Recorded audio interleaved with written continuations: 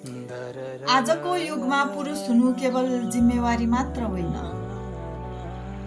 यो त एउटा निरन्तर चलिरहने मौन युद्ध जस्तै बनेको छ।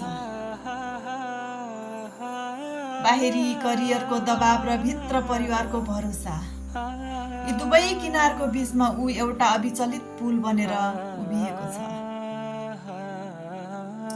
समय फेरियो, तर उसको सङ्घर्षको स्वरूप मात्र बदलिएको हो। हिजो ऊ जङ्गल र शत्रुहरूसँग लड्थ्यो, आज ऊ डेडलाइन, महँगी र मानसिक यातनासँग लडिरहेको छ। तर अचम्म, आजको आधुनिक समाजमा पनि उसलाई म थाके है भन्ने छुट छैन। पुरुष भएर पनि रुने भन्ने एउटै वाक्यले उसको हजारौं चित्कारहरूलाई घाँटीमै निमोठिदिन्छ। ऊ डराउँछ, कतै आफ्नो कमी कमजोरीले परिवारको ओत डगमगाउने त होइन।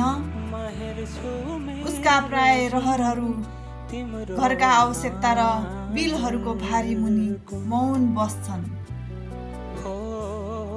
ऊ एउटा यस्तो सुरक्षित आश्रय हो जसले सबैलाई छहारिदिन्छ, तर आफ्ना लागि एउटा रुने काँच समेत पाउँदैन।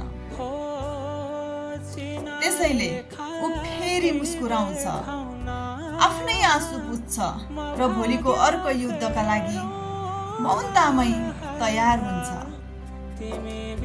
आजको आधुनिक पुरुष।